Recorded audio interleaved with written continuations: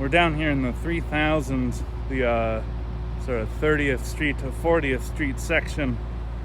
Part Lawrenceville, part Strip District. Best of both worlds for sure.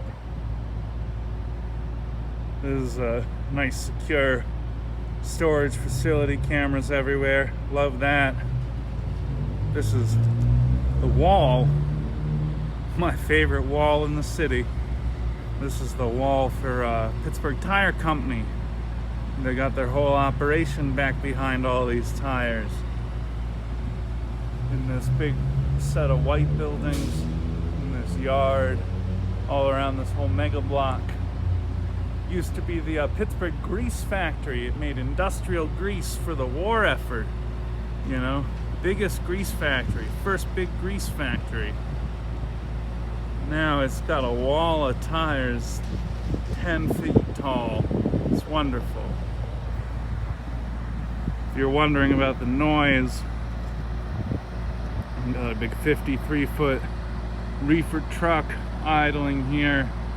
It's okay that he's idling, you know, he's keeping all this produce cold. She might be parking at this loading dock shortly, bringing it into Restaurant Depot here. You know, chances are if you're ordering takeout in Pittsburgh, if you're going to pick stuff up during this quarantine time, maybe even if you're kind of going to a smaller local store,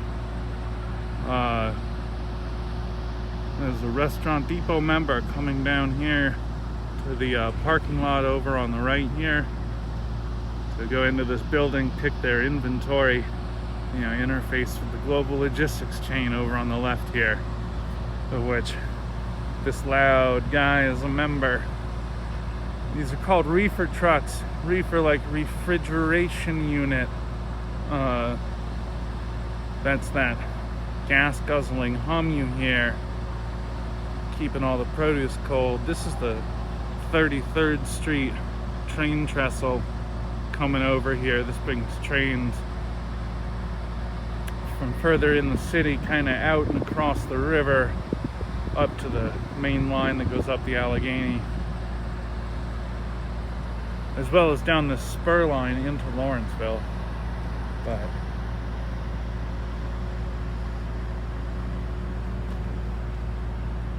I just can't get over how cool these tires are. You know, what a wall. And they get tagged and everything. Here we can actually walk significantly closer to them. Yeah, they're just enormous structures. You can see when this used to be kind of more formal parking, maybe. These have all been pushed back. Oh wow. Looks like they're bringing some new boys in right now. Big old tires.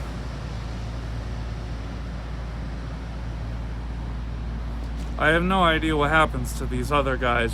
I don't know how you redo the tread on something that big, you know. It's just incredible. It's total whiteout down here. It's typically like a really nice view of downtown, kind of straight down Railroad Street here, but we're not even seeing it. This trestle's gonna be the subject of some future videos. It's active, which is neat.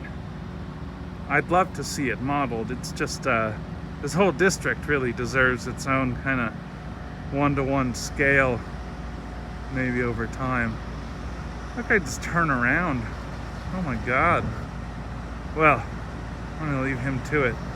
I don't want to film the geometry, that's rude.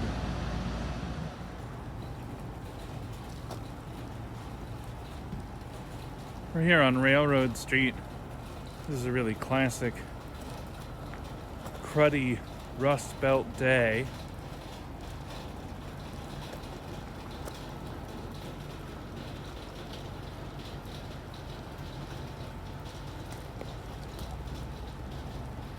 So we're here in the Strip District, kind of the bottom end of lower Lawrenceville. You know, this is that kind of non-metaphorical metaphor Rustbelt resilience that I think about a lot. this guy's got no business growing in December, but, you know, it's almost December in Pittsburgh, and this guy's growing next to some train tracks that haven't been used in 20 years, behind a warehouse, next to like a forgotten wall and a bunch of, you know, garbage and detritus and all kinds of like weird gravel that the railroad brought in from wherever, kind of threw down here, you know, municipal aggregate number 1, which means they put it through a 1-inch screen before they brought it down. You know, not hospitable to life. These are all knotweeds. Stands are just gonna grow back again. So rhizome. So they got, you know, all kinds of extra bits down in the ground where everything actually is living over the winter. You know, despite all of this, you know, the back of this yard and whatnot. Look at this guy. Look at this little guy. He's so cute. You know, collecting the rainwater for himself. Just growing out of nothing, you know. How cool. Yeah, you know, in high summer, coming out here with your Turner's lemonade, it's good to be king, you know. Got that awesome chair, looking out over your kingdom of rust. It's excellent. You got your mountains, you got your trees, your grasses, you know. This is your big vista. It's beautiful. Good to be king. Look across at this other king, smoke break king, because this is actually a warehouse that has work happening. It's a busy place. Let's say a storage facility. That's the 33rd Street Trestle.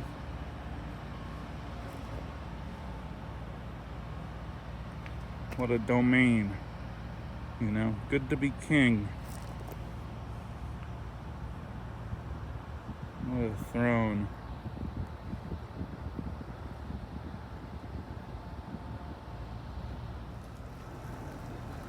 Tree growing right in the middle of the lane here.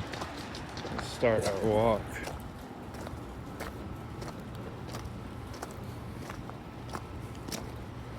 Railroad Street is a path I really like to take. I've been taking it for the whole quarantine because it's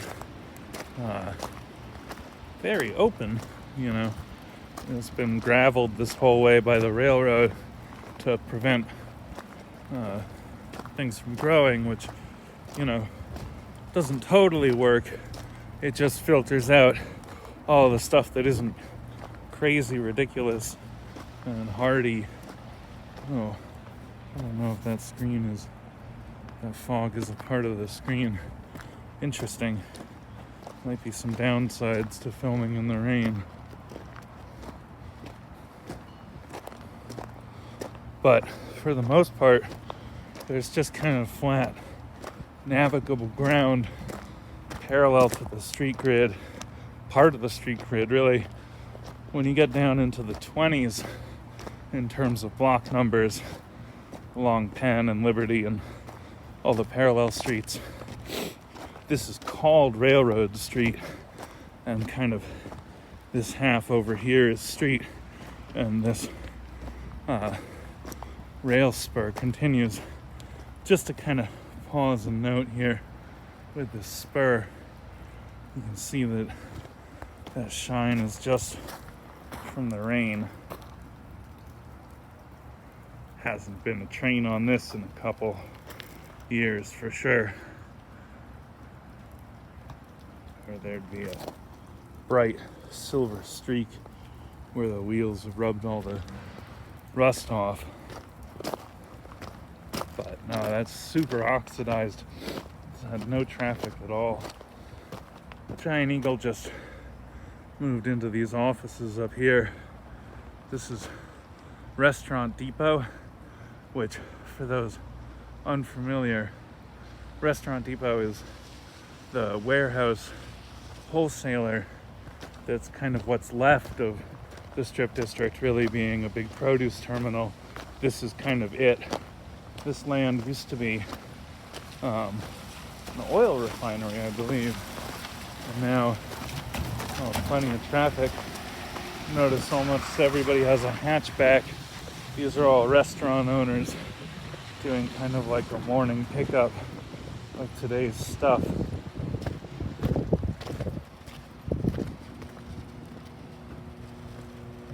Slow pan here. It really is where restaurants shop. I don't know how many kind of couples that are like he's a chef and she's a chef and they work at different restaurants. Couples who kind of met in the aisles of Restaurant Depot, but it's definitely not zero. So some of that trestle continues parallel to us, and some of it you're seeing the bridge further on. Back over here, this is Auto Parts Place, and then that's the back end of Allegheny Plywood.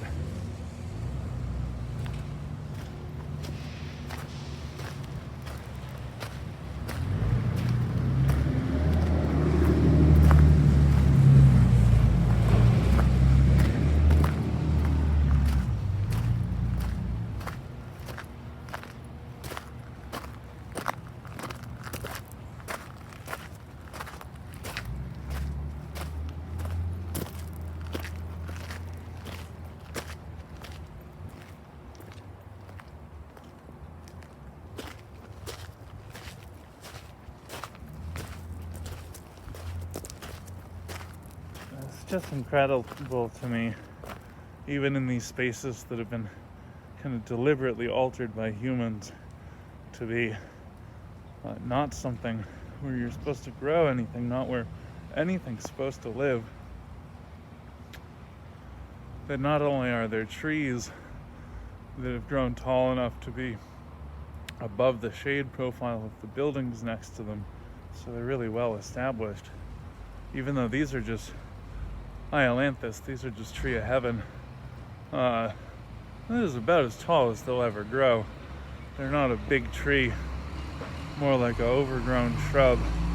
But look, they got vines, parasitizing them, predating them, and using their carbon buttressing without actually having to have built any of it.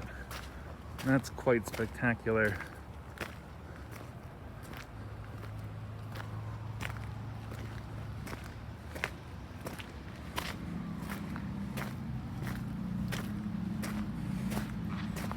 Here's the parking lot for the big beer distribution warehouse for the city.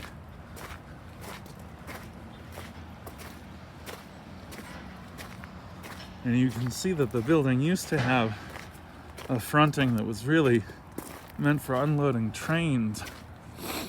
And all that loading dock infrastructure still survives, but it's not really used anymore. They have their own little spur that's parallel to this one. It just comes off up ahead. This is a classic Rustbelt detail that I think ought to be modeled a little bit more than I've seen it in folks' model railroading hobby and other kind of industrial recreations. This is, I think, a shipping container, but maybe not. Maybe just a regular truck box, which has been put onto a loading dock. And it actually, the loading dock is trapezoidal and the box is not. So that back part's actually overhanging everything else. And then it's been used as kind of an extra set of external storage outside of this building, in addition to the storage in the building, kind of a permanent trailer out here on the loading dock. I guess seeing as there's not really trains coming by anymore. So this is the kind of wide open spot that you sometimes get, where if you kind of squint and ignore all the fencing and just kind of see how much of the landscape you can see, it's pretty neat. You know, we got the Children's Hospital right here, big church, senior center. This is actually part of Uber's secret robot campus. Used to be a chocolate factory. Takes up this whole block. I think we can see just the edge of like the imports business, Salamanca Imports, Greek food imports.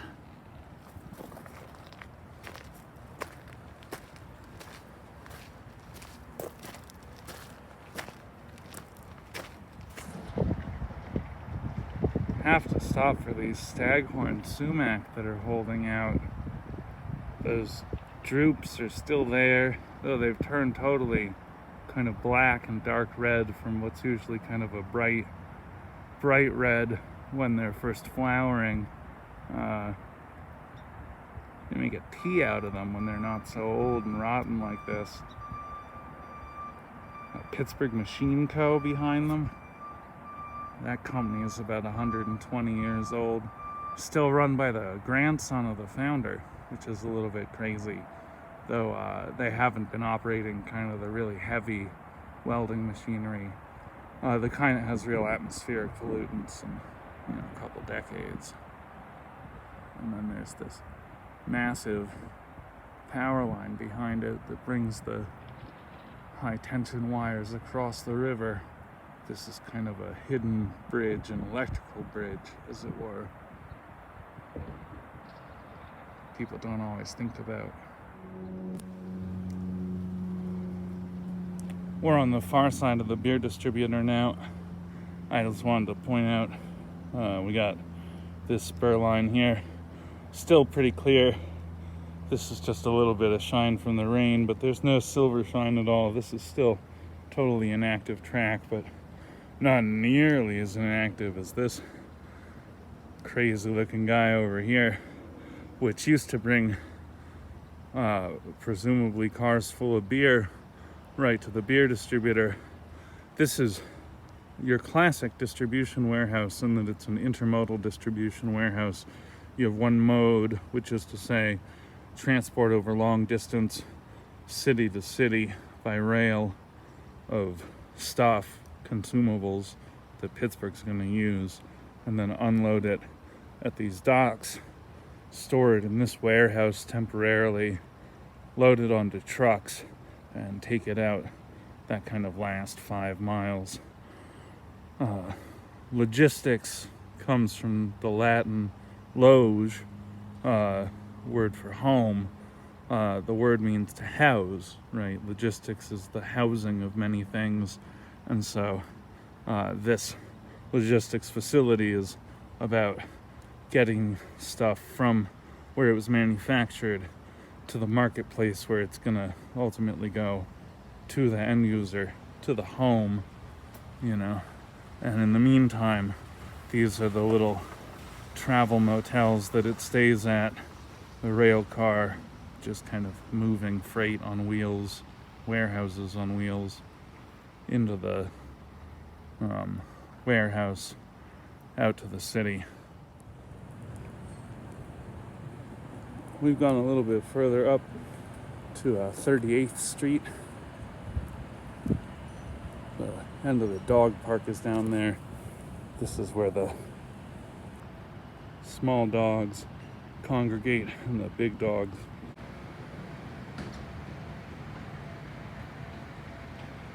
It's downtown reaching up into the clouds. The big close one is the US Steel Tower, and then right behind it's the PNC Tower. The Gulf Tower is the pointy one. I don't want to speculate what the third one is.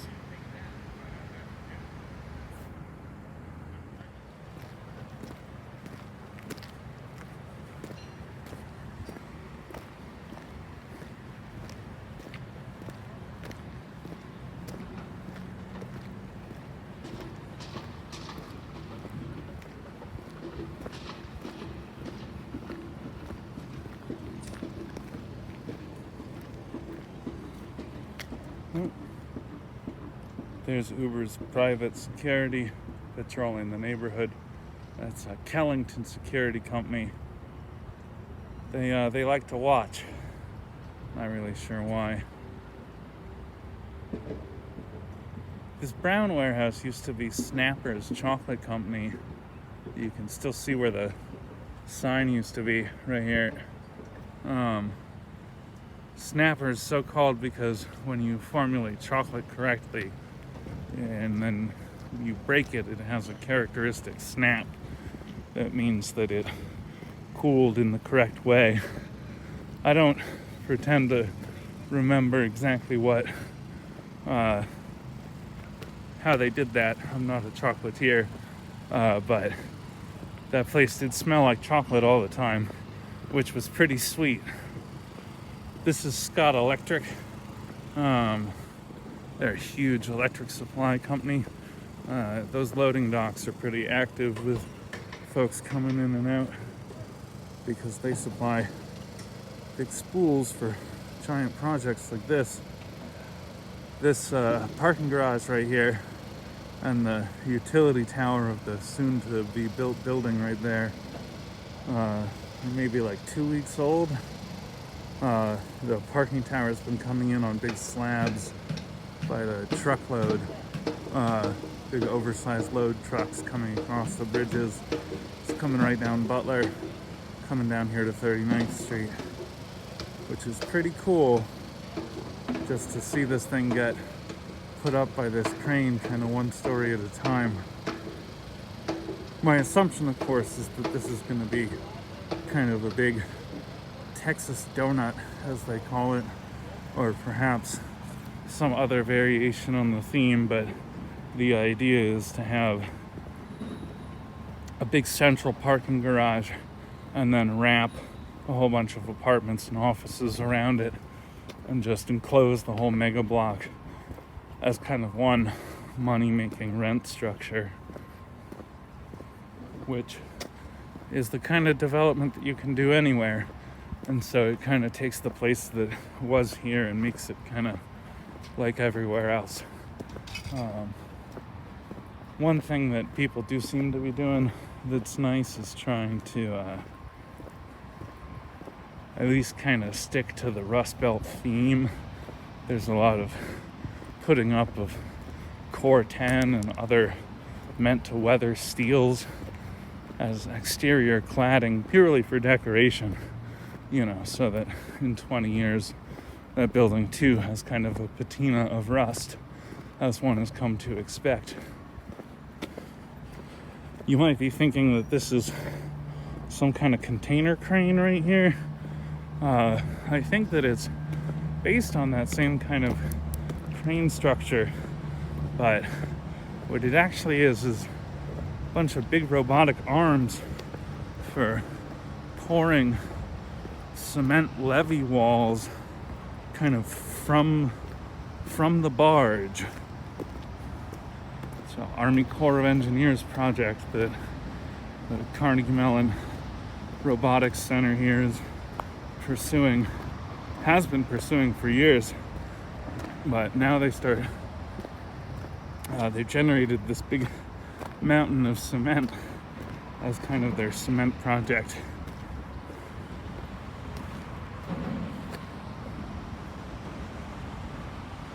This is Washington's Crossing, the 40th Street Bridge.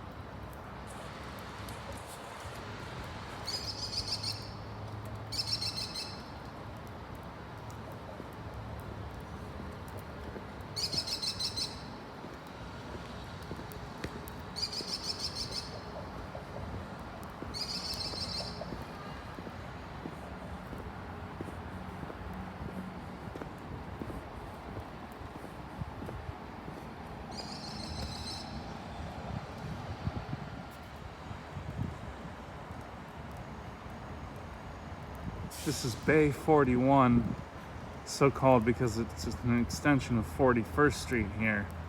This is all that's left of an older building which used to have 4 or 5 of these big steel superstructures kind of lined up together.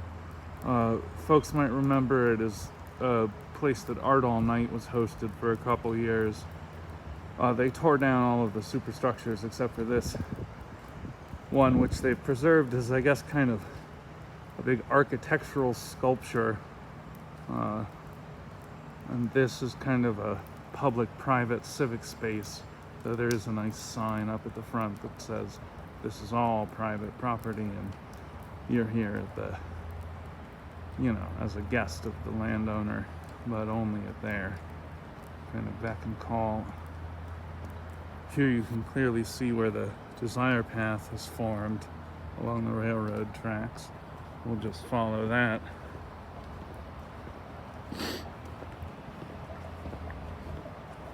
Seems like this is probably worth paving at this point. I mean, not just because it's winter, but you can just see it in the grass that this is the part where people walk. And they seem to have figured out a way to navigate between all of the planted trees with whatever different design decisions those trees had.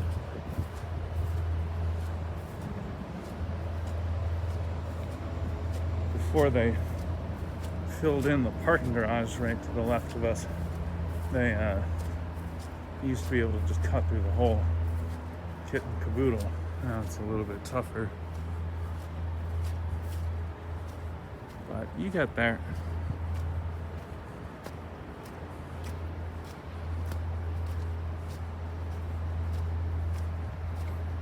This is kind of 40th Street extension.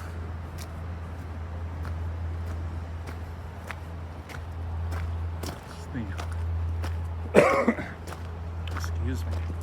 It's the street under the 40th Street Bridge, which is in its own way also 40th Street.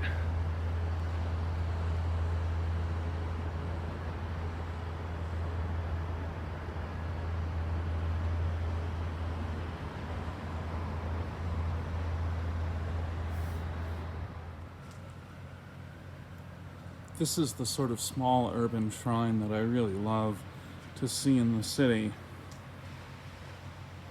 This angel is watching over and guarding this alleyway. It's a little bit hard to tell, but there's some stained glass right behind her. She's looking out over an American flag and a little solar lamp, presumably when it's not kind of fall or winter. There's some plants growing at this window. This is down in the back alleys of the 4000s, the 40s in terms of street numbers.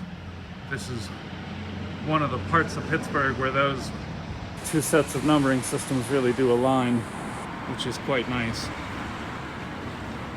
I hope I haven't been covering up the sound this whole time. It has been pretty loud though.